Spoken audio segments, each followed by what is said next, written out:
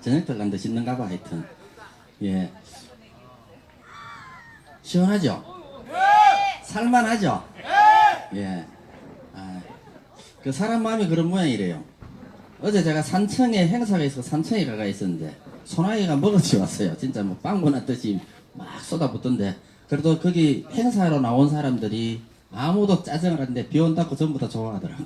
그 행사는 비 맞아가면서 했어요. 근데 하여튼 보통 때 같으면 행사한테 비 오면 이제 조짓다 그러잖아요. 큰일 났다 뭐 이렇게 오늘 행사 베리 붙다 이렇게 이야기하는데 하도 날도 덥고 가뭄이 심하다 보니 막 그렇게 비가 오는데도 사람들이 다 좋아하더라고. 오히려 비 맞으면서 춤추고. 예. 어제 날씨를 기점으로 해가 오늘도 시원하고 그죠? 예, 어제 비가 오니까 오늘 또 하늘도 엄청 맑더라고요. 그래서 하여튼 사람의 필요에 따라서 이렇게 마음들이 좀 변한 것 같습니다. 예, 그래도 이 사드 투쟁에 대한 이 땅의 생명과 평안을 지키는 이 마음은 한결같지요? 예, 그러면은 오늘 또 뭐 참 선물이면 좋겠는데 요새 좀 빠져가지고 차를 잘 세워놓네 그죠? 잘 일찍 안 빼주고. 예, 그렇지만은 하여튼 또 즐겁고 신나는 마음으로 588번째 사드 배치 철야성 촛불문화제 시작을 한번 해보도록 하겠습니다. 하나, 둘, 시작!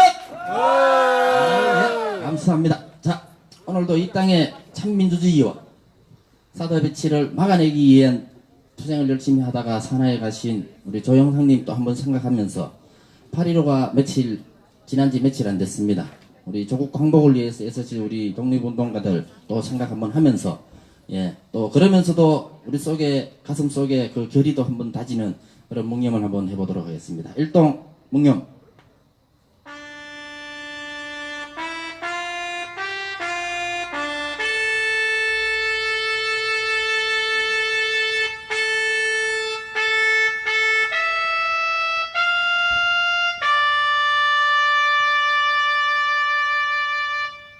예, 님을 위한 행진곡 힘차게 부르겠습니다.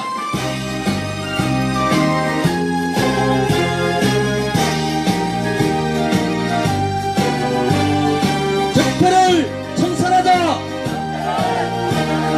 사드 배치 처리하라. 사랑동역에도 이름도 남김없이 한평생 나가자던 뜨거운 맹세. 공지는 간데 없고 깃발만 나부려 새날이 올 때까지 흔들리지 말자. 세월은 흘러가도 상처는 안다. 깨어나서 외치는 뜨거운 함성. 앞서서 나가니 산자야 따르라. 앞서서 나가니 산자야 따르라.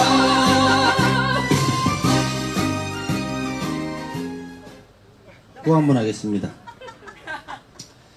종전협정 선언하라. 평화통일 완성하라. 사드 빼고 평화 심자. 예, 모두 자리에 앉아주시면 좋겠습니다. 맨날 안 하고 일주일에 2번 하다가 자 일주일에 한 번씩 하니까 그거도 헷갈려가요. 예, 머릿속에 맨날 있는데 한 번씩 툭 맥힐 때가 있습니다. 예, 그래서 질 날 때 쭉 가는 거고 열심히 계속 해야지 안 잊어먹고 쭉 잘 가요 원래. 예, 요새 새로운 소식들이 많습니다, 그죠? 하여튼 이놈의 나라는 어떤 나라인지 하여튼 매일 새로운 소식들이 양산되고 있고 또 많은 일들이 주변에서 벌어지고 있습니다. 아까 이제 종전 73주년 8.15 광복절이 이제 며칠 지났는데 8.15 행사가 원래 많이 있었습니다. 근데 8월 15일 날 행사보다는 지난 주말인 8월 11일 날 전국적으로 행사들이 많이 통일과 관련된 행사가 진행이 되었습니다. 서울에서 행사가 진행되고 요즘 이렇게 화해 분위기 속에서 남북 노동자 축구대회가 또 서울에서 열렸고 그렇습니다. 그리고 그 전에 이 땅의 통일을 영원하는 전국 노동자, 청년 이런 통일선봉대 옛날에 이제 많이 했는데 90년대에 예, 그 통일선봉대 분들이 또 소송리 또 많이 왔다 가고 그래서 뭐 소송리도 지금 계속 뭐 분위기 좋고 김천은 오는 일요일날 모레 19일날 이제 2주년 촛불 행사를 또 합니다. 예, 그래서 또 뭐 관심 있는 분들 좀 많이 가셔서 힘 좀 보태 주셨으면 좋겠고, 예, 요새 계속 그 연일 남북 관계, 그 북미 관계에 대한 소식들이 나오고 있습니다. 근데 미국에서는 계속 뭐 완전한 비핵화, 더 많은 요구들을 계속 하고 있는데 원래 협상하는 거는 대등한 관계 속에서 내가 요만큼 주면 니도 이만큼 줘야 되고 뭐 이렇게 해야 되는데 뭐 물밑 접촉은 잘 되고 있다 하는데 겉으로 드러나는 거는 계속 미국의 강압적인 조치들이 협상을 좀 지연시켜가는 이런 양상들이 좀 나타나고 있는 것 같습니다. 그렇지만은 뭐 전반적으로 대세는 꺾을 수 없는 이런 분위기는 여전히 잘 이렇게 흘러가고 있다고 생각을 합니다. 그런 와중에 지금 중국이 이 종전선언 이후에 중국이 사드 배치를 철회하는 것을 주장하는 이야기들이 나오고 뭐 이렇게 하고 있었는데 지금 중국이 산둥반도에 러시아산 사드 트리움프 하는 거 S400인가 그걸 산둥반도에 지금 설치를 했어요. 그게 러시아제 S400이 이제 러시아판 사드인데 지금 터키에도 이렇게 설치가 되어 있고 한반도 이 관련해서 지금 이제 산둥반도에 이렇게 하면서 오히려 이런 군사적 긴장이 더 심해지는 거 아니냐 뭐 이런 추측도 또 해볼 수도 있습니다. 근데 어쨌든 간에 이 한반도의 남북 문제 이 종전협정 정전협정이 종전협정으로 평화협정으로 이렇게 진행될 때 이러한 부분들이 완화되고 해소될 거라 생각을 합니다. 예. 오늘은 날씨도 좋고 시원하기 때문에 우리 또 벗어마신 머리가 시원하신 우리 김충환 위원장님 모시고 이야기를 한번 들어보도록 하겠습니다. 예, 큰 박수로 맞이해 주시면 좋겠습니다.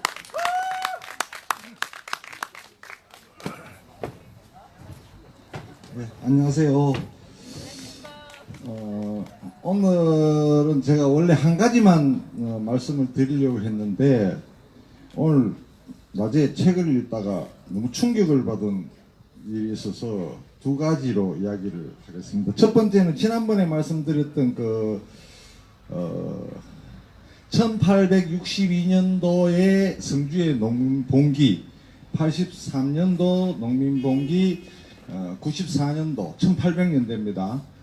갑오 동학농민봉기에 대해서 말씀을 드렸는데 오늘은 한국전쟁이 1950년 6월 20일 6.25 우리는 보통 6.25 전쟁 이러는데 6.25라는 것은 날짜고 원래 이 개념을 정리하면은 한국에서 일어난 전쟁 이래갖고 베트남도 베트남 전쟁 그러잖아요. 그래서 한국 전쟁 이러는데 거기에 대해서 제가 정말 구하기 힘든 자료를 우리 이재동 회장이 저한테 전달을 해줬어요. 그래서 읽었는데 이재동 회장이 전달해준 이유는 자기는 이 책을 책임질 수 없으니까 네가 책임져라 이런 의미가 있는 것 같아서 앞으로 그 책에 대한 책임을 지니까 어깨가 무거워요. 내용을 좀 말씀드리면요. 1960년도 영남일보에 난 기록에 의하면은 한국전쟁을 전후한 한국전쟁 전후에 성주에서 민간인이 학살당한 죽은 사례를 1차 정리를 했는데 400명이 죽었어요. 총 400명이 죽었는데 400명 중에 자익인사 소위 말해서 보도연맹 이런 쪽에 자익인사가 250명에서 270명 그러니까 우익인사가 한 150명 이래서 한 400명 정도 죽었다고 나와 있습니다. 날짜 순서대로 제가 좀 말씀을 드리면요. 1950년 6월 25일이 일어나기 전에 민간인 학살이 있었습니다. 그래서 주로 우익 인사들이 좌익 인사, 이렇게 분단이 되고 나서 좌익 인사들을 죽인 거죠. 이게 법으로 재판에서 죽인 것이 아니라 그냥 데리고 가서 경찰들이 총살시켜버린 거죠.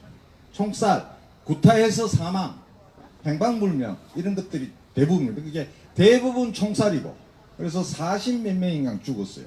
근데 전쟁이 일어나고 나서 7월 14일, 그러니까 6.25월 25일이니까 20일 만에 7월 14일부터 30일까지 성주군의 경찰은 수백 명의 보도연맹원을 집단 학살하고 철수했다. 그러니까 그 당시에 경찰들은 미 군정기를 거치고 이승만 정권이 들으면서 주로 친일했던 경찰들이 많이 자리를 잡고 있었어요. 근데 7월 31일 날 이민군이 쳐들어오니까 낙동강 저쪽 쪽으로, 이렇게 여기 성주를 전개로 저쪽 대구 쪽으로 철수를 하면서 보도연맹원을 전부 그 당시에 이제 자익 활동을 했던 사람을 반성하고 보도연맹에 가입을 시켰어요. 그래서 총살을 다 시켜버린 거죠. 그리고 일시에 철수를 해버린 거예요. 철수를 했는데 그 당시에 내용을 보면요, 벽진인강은 어떠냐면은 면장하고 면석이들이 출근을 했는데 조용하더래요. 그래서 면장이 면석이 보고 지서에 한 가봐라. 지서에 가니까 경찰들은 다 철수하고 없더래요. 그러니까 얼마나 급박했으면은 경찰들이 면에도 안 날리고 그냥 자기들만 도망가 버린 거죠. 근데 도망가고 나서 낙동강 철교가 파괴되고 이 성주 주민들이 헤엄을 쳐서 낙동강을 도하하려니까 못 오게 미군들하고 국군들이 총을 쏜 거예요. 그러니까 도하를 못 하고 여기 남게 된 거죠. 남게 되니까 인민군들이 돌았어요. 돌아서 인민위원회가 구성되고 치안대가 구성되면서 우익 인사들을 또 총살시키기 시작합니다. 그 당시에 인민군이 점령해서 우익 인사들이 총살당한 사례가 49명으로 지금 조사되어 있습니다. 그리고 다시 국군과 미군이 돌아옵니다. 돌아서 또 부역했는 부역자를 또 죽이기 시작. 그리고 부역자를 죽이고 또 이제 수복이 되잖아요. 그 당시에 미군의 공습이 있었습니다. 비행기로. 그러니까 사례 조사했는 것을 보면 이렇습니다. 농민이 삽을 메고 밭에 일하러 가는데 미군 비행기가 총맨 인민군인 줄 알고 공습을 해서 죽여버려요. 그래서 냇가에서 더운 여름이니까 더운 여름에 냇가에서 애들하고 가족들이 나와서 노는데 미군 비행기가 오니까 집으로 도망간다고 쭉 가는데 쏴버려요. 2살, 4살 이런 애들도 같이 죽어요. 그래서 제가 이 말씀을 드리는 이유는 한국 전쟁이라는 것이 뭐 좌우를 떠나서 전쟁이 일어남으로 인해서 좌와 우와 상관없이 민간인, 여성, 어린애들이 희생당한다는 전쟁이 일어나면. 그러니까 그 당시에 성주에서 죽은 사람만 현재 조사된 거로 좌우익 통틀어서 400명이 죽었다는 거예요. 지금 현재 조사했는 거예요. 그래서 8월 3일, 7월 30일까지 다 물러가고 8월 3일 선주로 진격한 인민군이 인민위원회와 치안대를 조직하고 우익 인사를 체포 처형했고 노동력을 동원하고 물자를 징발했다. 8월 4일 미군과 국군은 낙동강 철교를 폭파하고 성주 주민들을 피난을 위한 도하를 막았다. 한 달 반, 2달 후 9월 24일 유엔군의 성주 수복 후 경찰은 부역자 근거와 처벌에 나섰다. 10월 28일 밤 경찰은 성남면 도선리 낙동강 모래밭에서 부역자 48명을 집단 학살했다. 12월 31일 체포되거나 자수하여 성주경찰서에서 대구경찰청으로 송치된 부역자는 총 160명이었다. 재판에 걸려서 간 사람은 안 죽었어요. 그러니까 무작위로 그냥 총살시켜버린 거죠. 재판을 안 거치고. 이들은 대부분 대통령 특사령으로 사면을 받고 풀려났습니다. 12월 30일 날 160명이 부역자로 처형 안 당하고 송치됐는데 51년 특사령으로 다 풀려난 거예요. 풀려났는데 거기에 앙심을 푼 우익 인사가 좌익 인사 저 친구가 우라비 죽였다고 또 불러서 구타에서 사망하는 사건도 있습니다. 60년 5월이면은 이승만 독재가 4월 19일 물러나고 5월이에요. 낙동강에서 아버지가 학살당한, 아까 낙동강에서 48명 죽었다 했잖아요. 학살당한 이상근이라는 사람이 피학살자 유족회 운동을 시작했어요. 4.19가 일어나고 나서 이제 민주 장면 윤보선 네, 대통령이 있을 때인데 61년 5.16 군사 쿠데타 이후 유족회 운동을 이적행위로 몰았고 이상근은 구속되어 혁명재판소에서 15년형을 선고받았다. 아버지가 총살당해가 억울하게 민간인이 총살당했다고 운동했는데 이적행위라 해가 또 잡아가 재판소에서 15년 징역을 때려버린 거예요. 이 모든 그 1950년 한국전쟁 전후로 성주에서 겪었던 일들이 분단이 지속되면서 전부 알면서 입을 다물고 있는 거예요. 여기에 정언했던 2009년도에 그 나라에서 조사했는 자료인데 2009년도에 조사했는데 그 당시에 70대 후반 80대 초반 어른들이 자기가 경험했는 걸 누가 총살당했고 누가 누구한테 총살당했고를 정언을 두려워한 거예요. 그럼에도 불구하고 300몇 명을 조사를 해서 통계를 낸 겁니다. 지금도 분단이라는 것 때문에 이 억울한, 양쪽 다 억울한 거죠. 자기든 누구든 억울한 죽음이 아직도 숨을 못 쉬고 있는 거죠. 근데 한반도 평화의 시대에 평화가 이루어지면은 자익과 우익을 떠나서 서로 죽이고 살리고 했던 이 지역에, 예를 들면은 경찰이 자익을 죽이면 자기 아버지 뭐 자익 활동 크게 안 했는데 죽였다고 또 경찰을 넘어오면 또 인민군 때 죽이고 막 이런 원수의 지간에 지냈던 역사입니다. 그래서 전쟁이 불러온 성주의 이 아픈 역사가 한반도 평화가 이루어지면서 자와 우를 떠나서 모든 죽음에 대한 위로에 또는 영령을 추모하는 이런 그 분위기가 좀 조성되면서 한 맺힌 그 죽음에 대한 것들을 한을 풀어져 드려야 되지 않겠냐, 이런 차원에서 제가 오늘 첫 번째 말씀을 드렸습니다. 두 번째는요, 제가 오늘 낮에 오후에 1982년생 김지영이라는 소설을 읽었어요. 아주 작은 책인데. 그러니까 읽고 나서요, 이렇게 단편 소설이니까 막 잘 읽혔어요. 너무 충격을 받았어요. 그러니까 막 뒤통수가 세게 맞은 느낌이었어요. 어떤 내용이냐면요, 82년생 여성 김지영이라는 사람이 태어나서 지금까지 살면서 겪은 이게 표현이 아직 내가 정리가 안 되는데, 표현이 여성에 대한 남성 중심 사회 대한민국에서 여성들이 겪는 억압 또는 아픔, 이런 것들을 소설로 쓴 거예요. 근데 저도 양성평등주의자라고 저 스스로는 생각하고 있었는데 그냥 이론적인 거로 생각하고 있었는 거죠. 근데 감성적인 게 소설에 담겨버리니까 막 뒤통수를 막 치는 거예요. 그러니까 어릴 때 이 김지영이라는 친구가 둘째 딸이고, 첫째 딸, 둘째 딸, 막내가 아들이에요. 근데 할머니가 살아계시니까 음식부터 차별이 온다는 거죠. 음식부터. 모든 것에 대해서 아들 중심으로 가고, 예를 들면은, 국을 끓여, 두부를, 이렇게 부치면은 온전한 거는 아들 주고, 동생 주고, 이 부스러기만 먹고, 이런 구조에서부터 시작해서, 학교 다닐 때 중학교, 고등학교를 거치면서 남학생들과 남선생들에 대한 성모욕, 추행, 이런 것들이 구체적인 사실로 들어있는 거예요. 그리고 언니가 이제 대학을 졸업했는데 언니는 다른 걸 하고 싶은데 엄마가 교대 가라 그러는 거예요. 서울에 다른 대학을 가고 서울에 사는데 지방에 교대를 가라 그러는 거예요. 돈이 없으니까 학비 적게 들고 니는 맞다리니까 빨리 돈을 벌어야 된다는 논리가 적용된 거죠. 이게 자기 하고 싶은 걸 못 하는 거예요.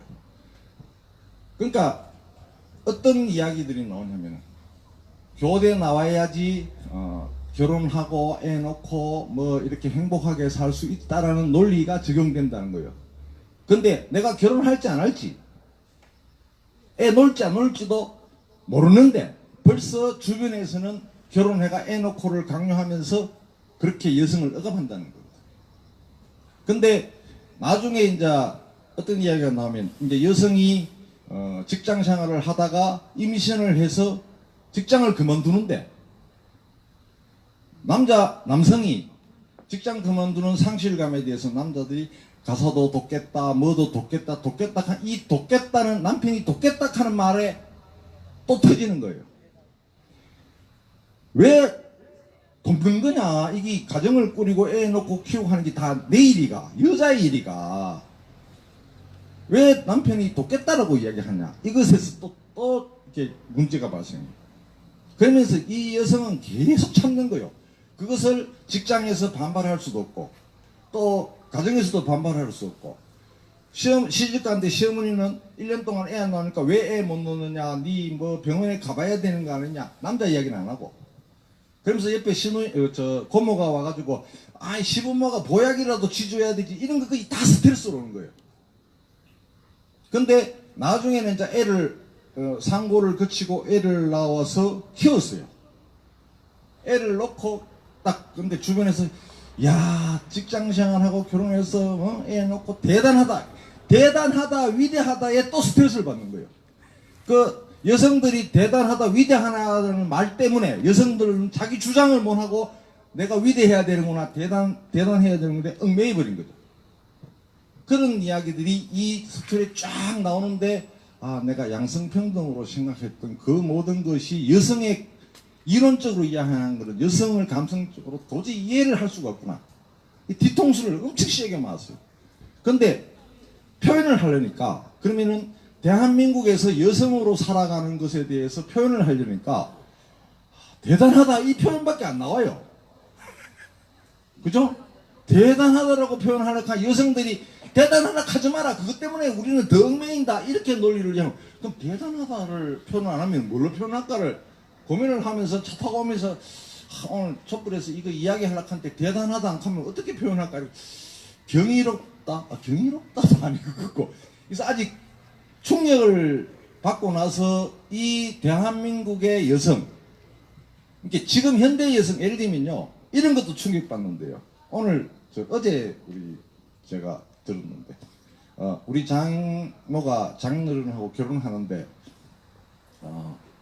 결혼을 했대요. 근데 결혼식 날 초래청에서 부끄러워서 얼굴도 제대로 못 봤대요. 그리고 첫날 밤을 보는데 컴컴해서 얼굴을 못 봤대요. 그 아침에 일어나니까 신랑은 나가고 없대요. 근데 박하나가 남자가 여러 명인데 어느 사람이 신랑인지 모르겠대요. 근데 누가 와서 물으니까 저 사람이 신랑이라고 하는데 장모가 나도 키가 작은데 장인들이 너무 키가 작아 실망했다 이런 거예요. 근데 지금도 평생 살고 있어요.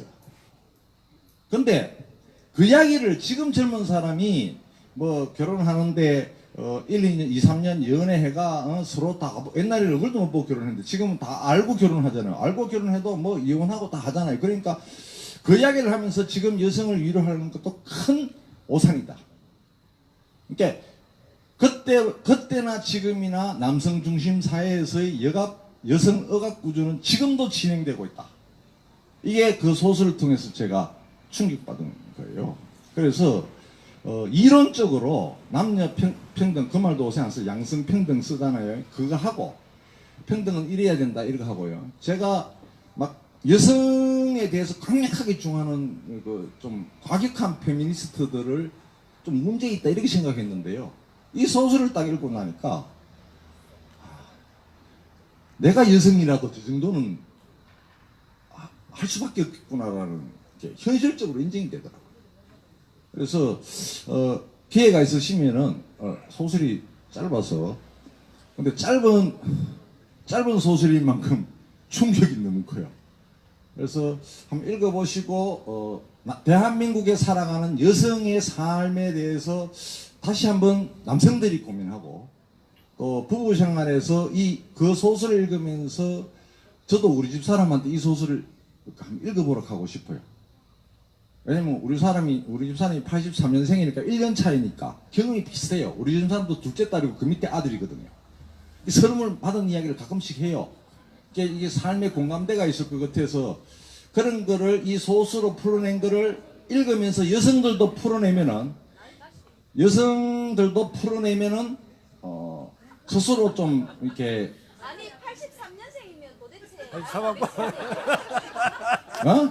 83년생이면 사모님 나이가 몇이야?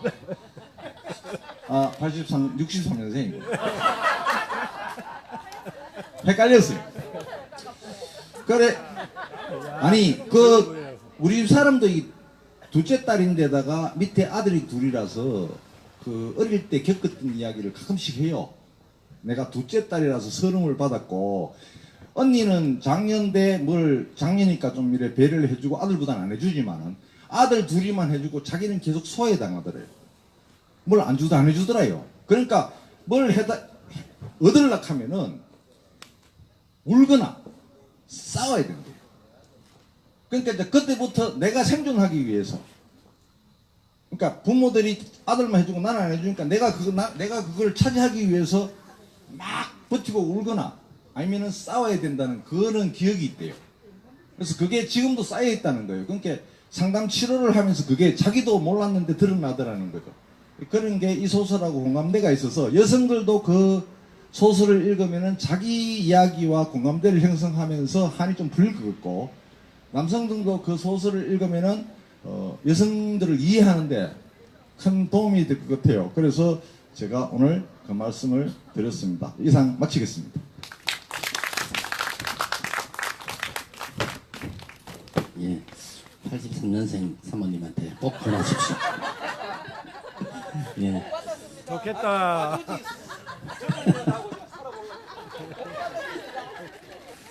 예, 뭐 항상 무슨 말을 어떤 이야기를 할 것인가 고민하고 계시기 때문에 이제 이런 얘기가 나옵니다.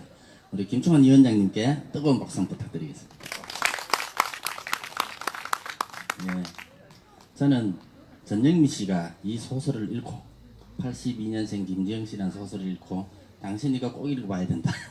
그래서 제가 2시간 반 만에 다 읽어봤는데 예, 남자라는 게 좋더군.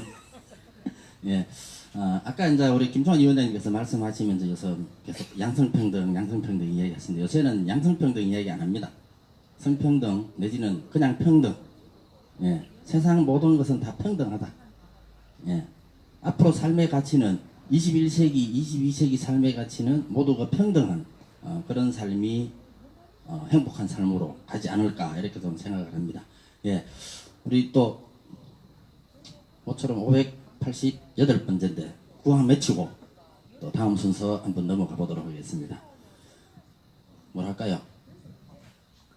싫어 좋아 그거 한번 할까요? 짝짝짝으로 됐나? 됐다. 자, 내용은 뭐랄까요?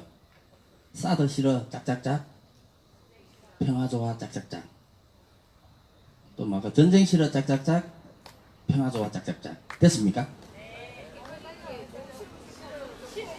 싫은 거 2개 좋은 거 2개 그렇게 하자고요. 좀 바꿔봅시다. 나름 뒤에서 고민해갖고 한 개 였는데 그대로 해요. 야 그러면 싸더 싫어 전쟁 싫어 뒤에는 둘 다 평화했는데 평화 좋아 통일 좋아 할까요? 평화 통일인 게 평화 좋아 통일 좋아 맞습니다. 자, 다 외웠지요? 또 분명히 틀린 사람이 있을 거야. 네, 감안해서 자 됐죠? 갈까요? 하나 둘 시작. 싸더 싫어 전쟁 싫어 평화 좋아. 통일 좋아. 싸더 가고 평화 오라. 싸늘하고 평화라. 예. 입을 안 띄시는 분이 있어서 제가 보기에는 괜히 잘못 외쳐서 욕먹을까 싶어서 가만히 있으면 50점이다. 예, 그래서 입 다물고 있었던 것 같은데 이것은 틀리도 괜찮습니다. 그죠? 예. 우리가 투쟁하면서 항상 많이 외쳤던 구호가 투쟁은 즐겁게 신나게 질기게 건강하게 였습니다. 그죠? 예, 오늘도 우리의 이 투쟁을 즐겁게 신나게 하기 위해서 우리 또 김경철님께서 오늘 노래를 한번 멋지게 한번 해드리도록 하겠습니다. 우리 김경철님 큰 박수, 힘찬 박수 부탁드리겠습니다.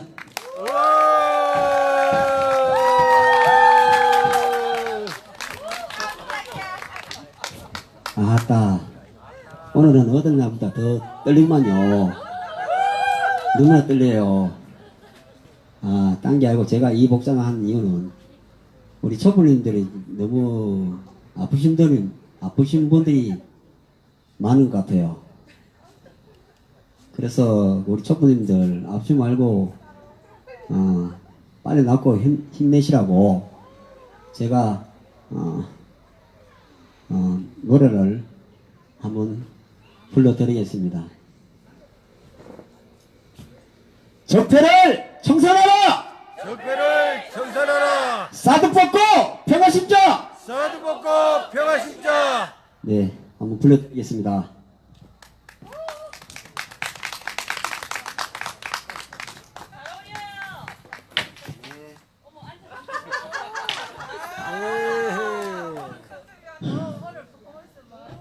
죽인다.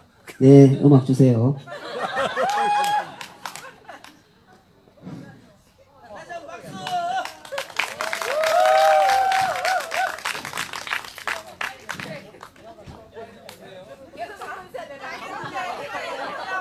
아이고, 참.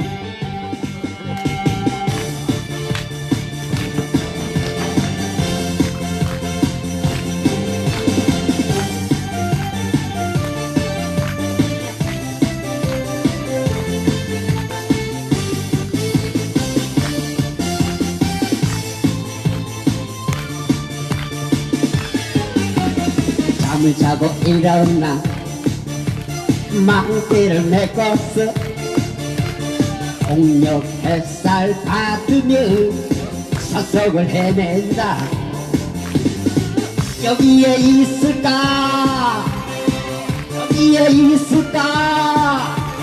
한 뿌리만 캔다면 부모님께 효도하고 두 뿌리만 캔다면 나 장가 가야지 신봤다 신봤어 얼씨구 절씨구 지화작 절씨구 신령님의 도움으로 두 뿌리나 얻었으니 나도 장가 가야지 나 장가 가야지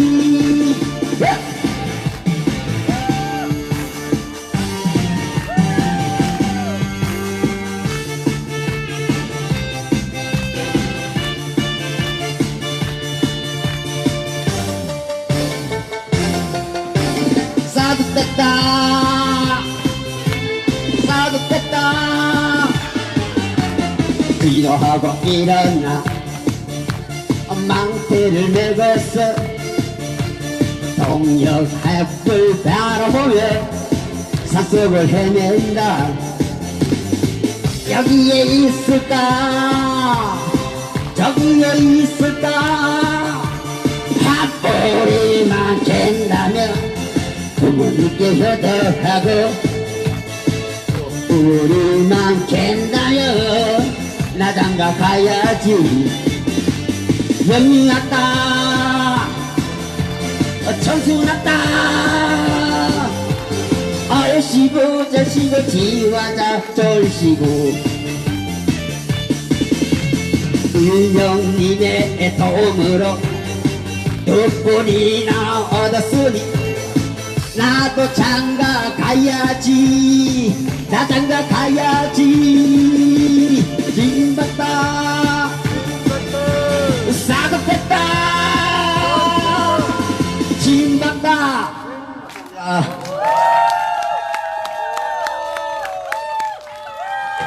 앵콜! 앵콜을 준비를 안 해가지고 예 신났지요? 즐거우셨죠? 예 그러면 우리 아낌없는 큰 박수 제가 뒤에서 보니까 참 다리가 날씬해요 그죠? 근데 노래 가사에 장계 간다고 나와요, 그죠? 그뭐 앉아있는 사람은 우야 되나? 형수님 어떻게 해야 돼요? 괜찮아요? 괜찮아요? 가란데. 제발 좀 이발 가랍니다. 가라. 아이고, 위에 살았길래 집에 가셔서 꼭 82년생 김재원 읽어보세요. 예, 이래 웃으면서도 가슴 속에 항상 있죠.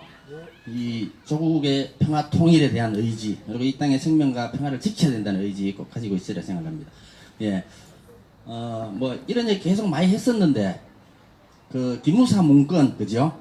유시중 발동하고 계엄령 발동하고 해서 국민을 상대로 군이 전쟁을 하겠다는 이런 내용들이 계속 이제 조사가 진행되면 될수록 더 많은 이야기들이 나오고 있습니다, 그죠? 예, 그래서 저는 개인적으로 이런 생각을 합니다. 정말로 이거 철저하게 파헤치면은 기존의 보수 적폐들 거기 다 연결되어 있습니다. 자유한국당부터 시작해갖고 그때 청와대에 있었던 인사들, 군 인사들 다 연결되어 있습니다. 이 적폐만 청산해도, 그죠? 우리가 살고 있는 이 나라가 얼마나 좋아지겠습니까? 그죠? 예. 근데 아직도 그 조사를 하고 있는 과정 속에서 제가 볼 때는 그 소위 말하는 우리말로 대가리급들은 지금 아직 조사를 안 받고 있어요. 그래서 한번 외쳐보겠습니다. 그때 장관이 한맹구였죠, 그죠? 자, 한민구를 구속하라! 한민구를 구속하라. 김단진을 구속하라! 김건희를 구속하라. 황교안을 구속하라! 황교안을 구속하라. 적폐를 청산하라! 적폐를 청산하라. 예, 반드시 청산해야 될 거는 청산을 해야 됩니다. 청산하지 않고 또 대충 하고 용서하고 넘어가면은 다시 스물스물 기어 나옵니다. 지금 우리의 이 역사가 제대로 청산하지 않았기 때문에 스물스물 기어 나가지고 지금은 저가 다 차지하고 있었어요. 근데 이제 국민들이 촛불을 들면서 다시 새로운 기운들을 만들어내고 있습니다. 이 기운이 있을 때 제대로 청산을 해냈으면 좋겠습니다. 여러분도 그렇게 생각하시죠? 예. 예. 자, 그러면은 오늘이 무슨 요일이죠? 금요일요? 하여튼 알아서 들으시고, 예. 오늘 금요일에 또 발언하시는 분 한 분 더 있습니다. 그죠? 예. 우리 도한영님, 미리 뛰 나가 있어야 되지. 꼭 불러야 나와, 그죠? 예.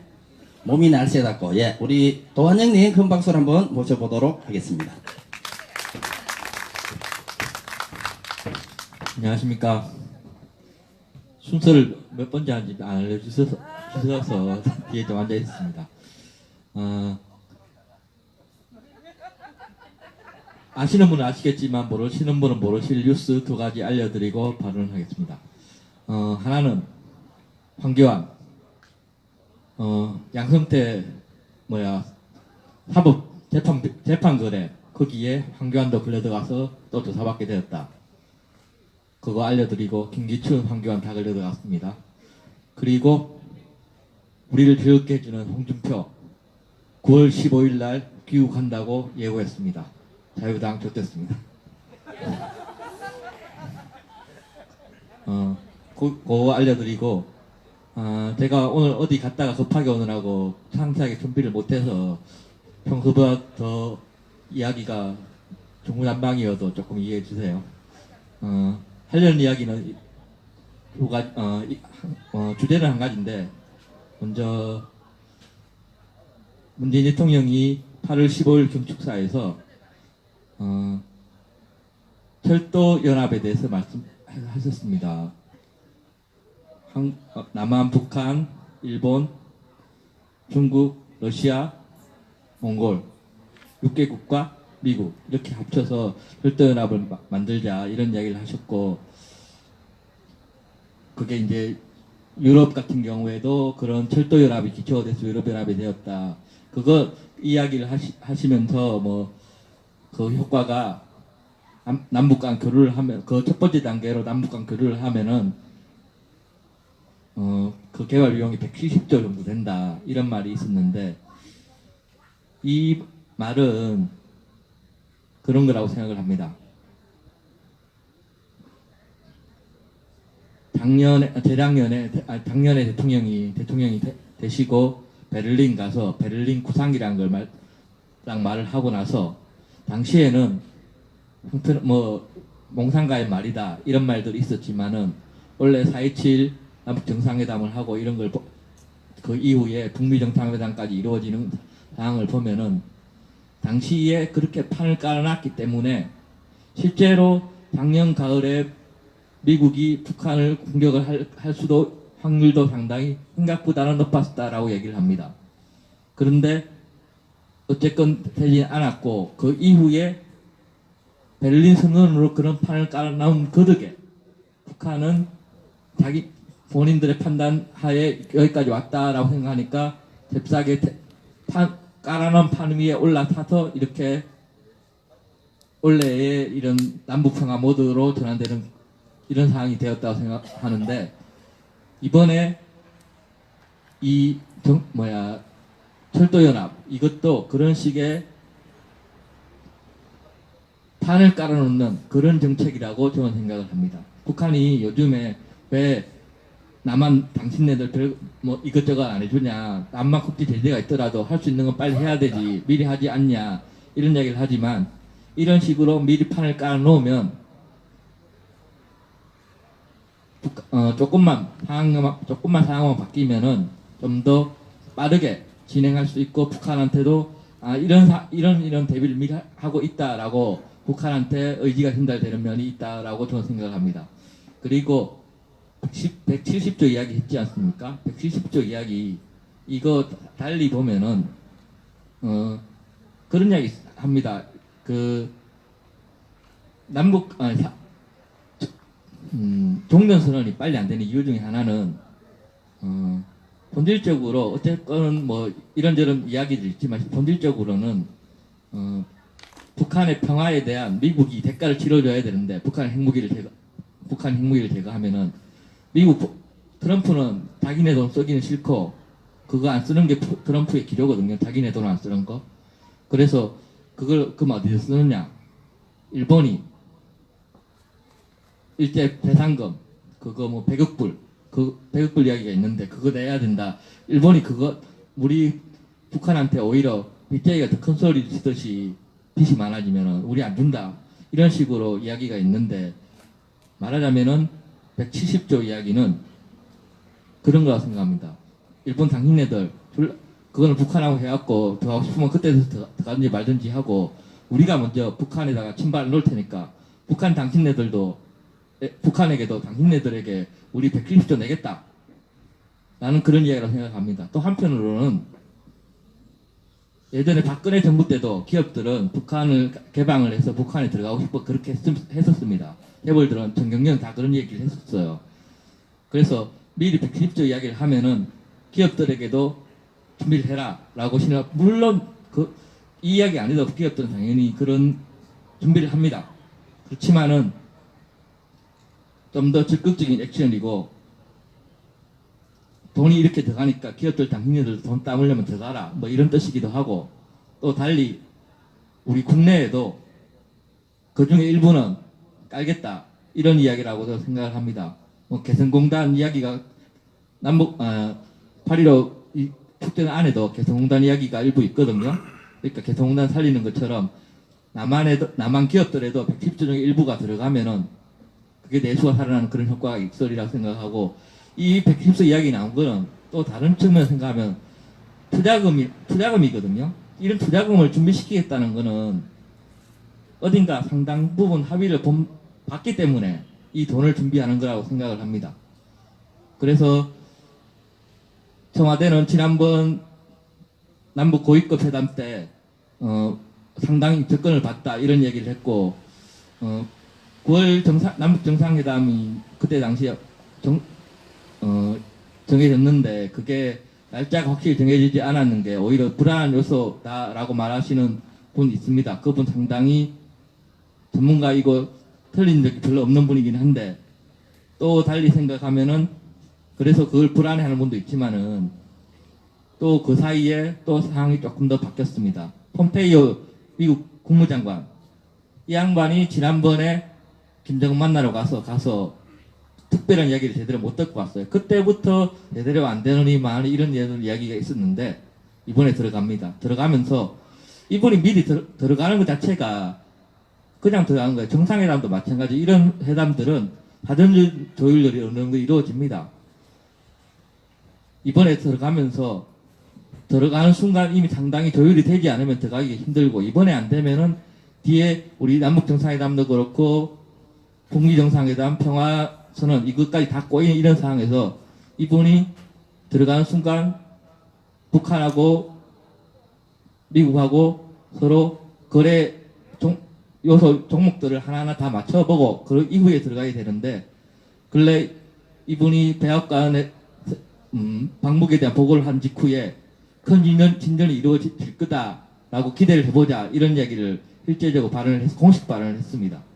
그러면은 상당히 많이 진전이 이루어졌고 잘 되고 있다라고 보여지고, 대통령이 8.15 연설 이 내용 중에 이런 이야기들이 나온다는 것은 생각보다 잘 이루어지고 있고 미리 준비를 해둬라. 다만 반대로 올 가을에 상당히 우리나라의 이게 아니라면, 남북의 평화 모드 이게 아니라면은 상당히 우리나라의 위험 요소들이 많습니다. 뭐 경제 이야기들 다 아시고 뭐 여러 가지 이야기를 아시지 않습니까? 이거 안 되면은 굉장히 위험해질 수도 있기 때문에 우리나라의, 우리 사회의 운명을 걸고 이번에 뭐 도박 영혼인가 무역기 영혼인가 모르겠는데 근곤일척이라는 게 있습니다. 하늘과 땅을 걸고 한번 던져본다, 이런 이야기인데, 진짜 근곤일척의 그런 투자, 그런 기회와 위험이 동시에 이루어지는 그런 투자와 그런 게 이루어지는 이런 상황이라고 저는 생각을 합니다. 이게 잘 되면 잘 되리라고 생각을 하지만 안 되는 확률도 있으니까, 확률이 안 되는 확률이 낮기는 하지만 어쨌건 우리는 기대를 하고 적극적으로 정부에 대한 지지와 기대를 하고 9월 15일 날 귀국하는 홍준표에 대해서 열렬히 응원을 해주면 좋겠다라고 생각을 합니다. 이상입니다.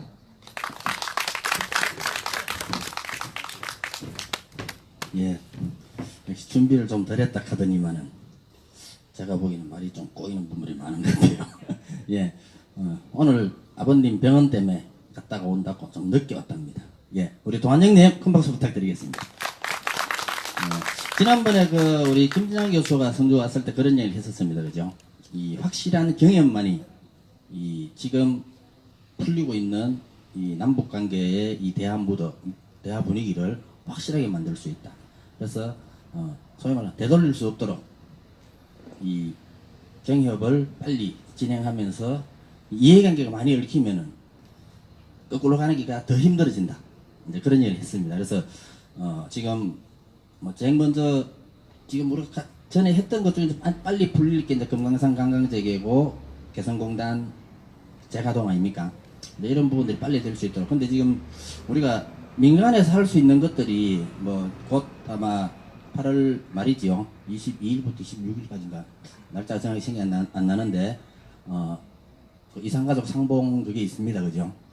예, 이런 것들이 풀리면서 우리 민간에서부터 특히 이제 우리 성주 촛불에서부터 금강산 관광 미리 신청 한번 받고, 그죠? 그러니까 좀 빨리 재개가 갈 수 있게 해달라 하고 이렇게 요구도 좀 하고 뭐 이런 민간 활동들도 좀 많이 했으면 좋겠어요. 그 정부에서도 뭐 그런 얘기를 합디다 이야기 들어보니까는 저번에 서울 갔을 때 아무튼 김진양 교수를 한번 만났었는데 만나보니까는 이 민간에서 정부나 통일부 이쪽으로 관련해서 자꾸 이 화해 분위기를 만들어가는 역할들을 많이 적극적으로 해줬으면 좋겠다 이런 얘기를 하십니다. 예, 하여튼 이 거스를 수 없는 대세는 있습니다만은 시기의 문제가 또 있습니다. 그래서 하루라도 빨리 이런 분위기를 평화 분위기 만들어 가려고 그러면은 우리 여기 계시는 분들이 먼저 또 앞장서서 그런 역할들을 했으면 좋겠습니다. 예, 다음은 우리가 이제 투쟁을 하면서 즐겁고 신나게 마지막에 건강하게인데 그 건강을 잘 못 지키다가 지금 이제 오신 분이 있습니다. 그래서 그분 모시고 또 노래도 한번 들어보고 모처럼 그죠? 예, 컴백 공연 한번 들어보도록 하겠습니다. 우리 전영미님 큰 박수를 한번 모셔보겠습니다.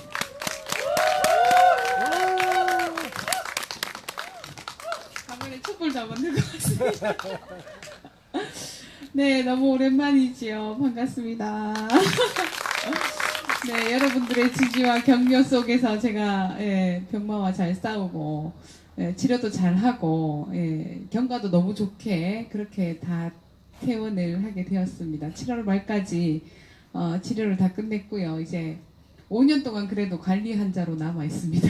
그래서 관리를 좀 잘 해야 될 것 같습니다. 오늘처럼 갑자기 전화 와서 노래해 이러면 안 될 것 같은데 막 시켜요.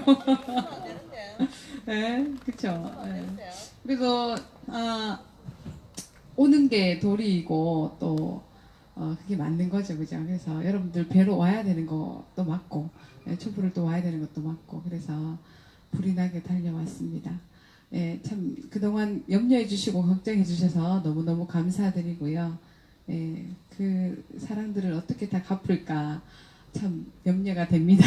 두고두고 지역에서 여러분들과 같이 하면서 좋은 성주, 건강한 성주, 우리 미영 씨 맨날 페북에 막 냄새나 죽겠다고 맨날 올라오던데 그런 거 좀 없는 성주를 좀 같이 만드는데 조금이나마 힘을 보태보도록 하겠습니다. 자, 노래를 하라 그래서요. 갑자기 노래도 또 무슨 노래 할지 생각도 또 안 나고 해서 바램, 노사연의 바램 이란 노래와 옛날에 불렀던 하늘바라기 두 곡하고 내려가면 되겠죠? 네. 네? 그거 해야 되는 거 아니에요? 그래서도 뭘 틀어줘요?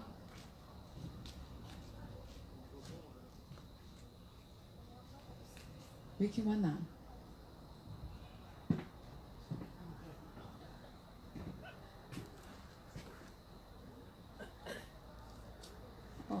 피읍이 이렇게 나와요.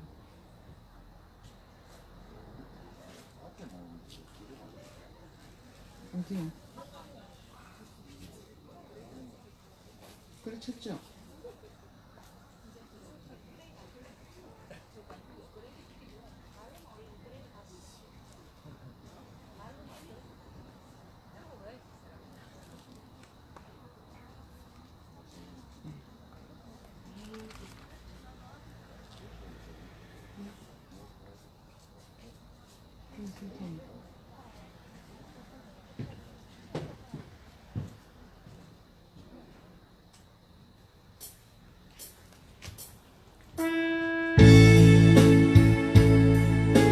선물 아무도 없으시죠?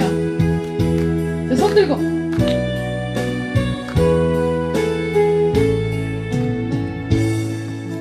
손에 잡은 것이 많아서 손이 아픕니다.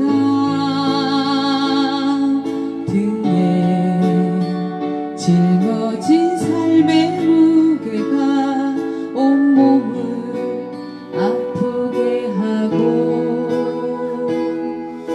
매일 해결해야 할 일 때문에 내 시간도 없이 살다가 항생 바쁘게 걸어왔으니 다리도 아픕니다. 내가 힘들고 외로워질 때 내 얘기를 조금만 들어준다면 어느 날 갑자기 세월의 한복판에 덩그러니 혼자 있진 않겠죠. 큰 것도 아니고 아주 작은 한마디 지친 나를 안아주면서 사랑한다 정말 사랑한다는 그 말을 해준다면 나는 사막을 걷는다 해도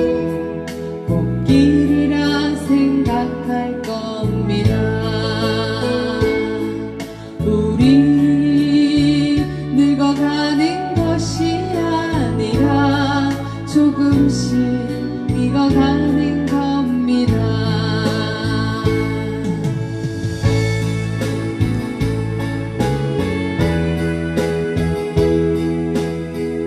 우리 촛불님들 모두 다 건강하세요.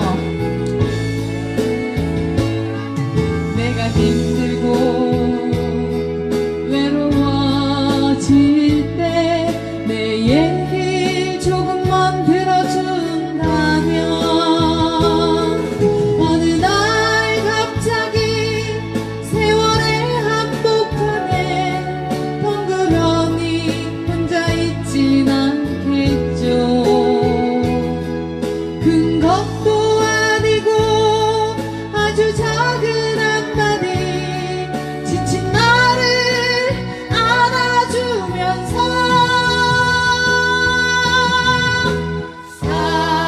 사랑한다, 정말 사랑한다는 그 말을 해준다면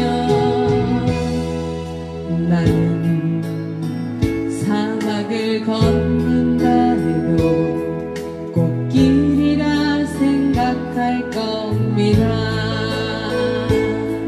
우리 늙어가는 것이 아니라 조금씩 익어가는 겁니다. 우린 늙어가는 것이, 우린 늙어가는 것이 아니라 조금씩 익어가는 겁니다.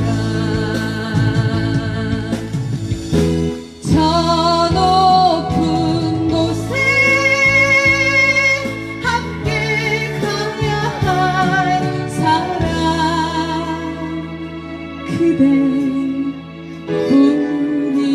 그대뿐입니다.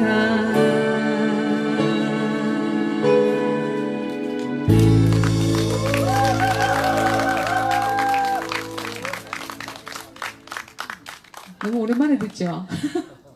노래 가사가 감동입니다. 그죠? 네, 다음 노래는요. 예, 하늘바라기라는 노래.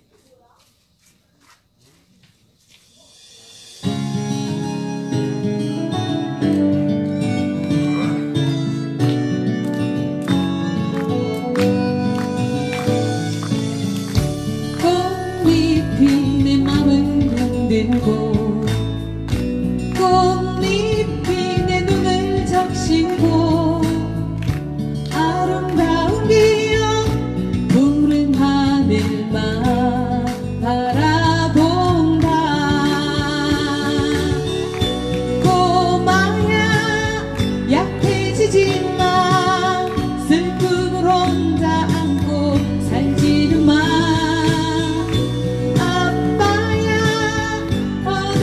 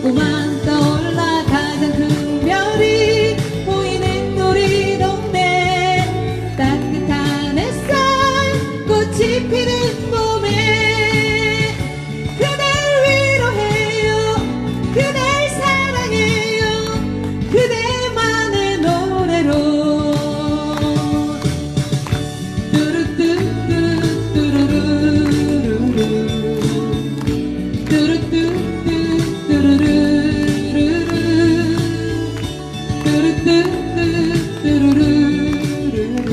하늘 바라기 하늘만 멍하니 우리 좋은 성주를 만들어 봅시다요. 저는 내려가겠습니다. 감사합니다.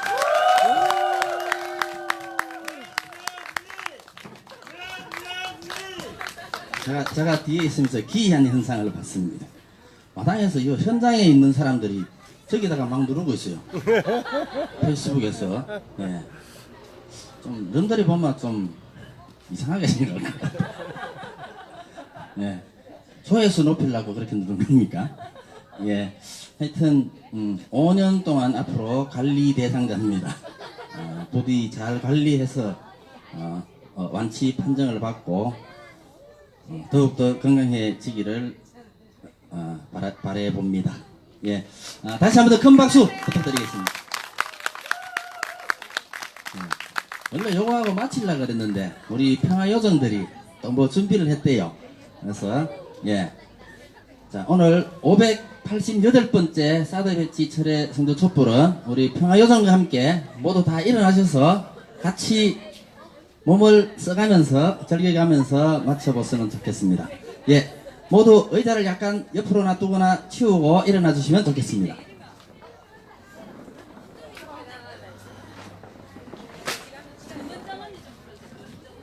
예, 우리 금은점 씨 빨리 오시래요. 일로 빨리 오세요. 예. 자, 우리 국민 언니, 금은정 언니 빨리 모셔갖고 일로 들고 오시면 좋겠고, 예. 자, 구호를 한번 힘차게 외치면서, 우리 평화여정과 함께하는 집단 떼춤 같이 하도록 하겠습니다. 자, 사드 가고, 평화 오라! 사드 가야, 평화 온다! 사드 뽑고, 평화 심자! 힘찬 박수로 평화여정과 함께 율동을 하도록 하겠습니다.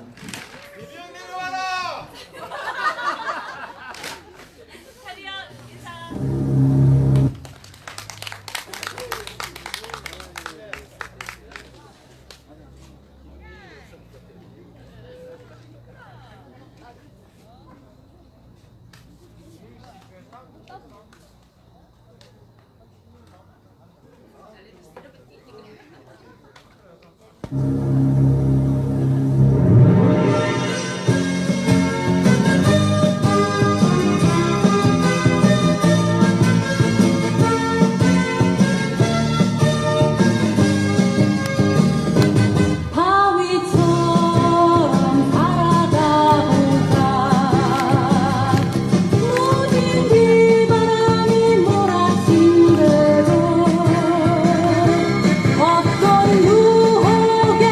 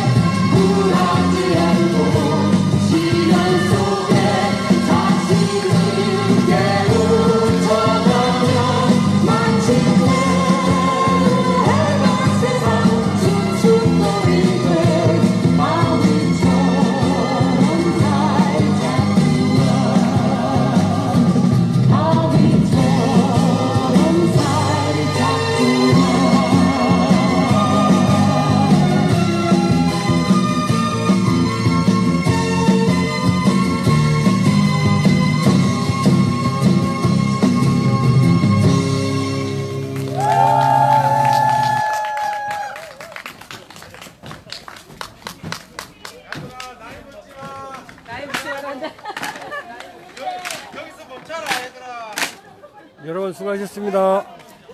사두배지철의 성주 촛불 588회차를 마치도록 하겠습니다. 오늘은 오랜만에 우리 전영미 선생님께서 나오셔가지고 노래 들려주셨고 또 평화요정들 공연이 있었습니다. 다음 주 금요일날 589회차로 여러분 다시 찾아뵙도록 하겠습니다. 우리 함께 노래합시다. 모두 그대야 그대의 가슴 깊이 묻어버리고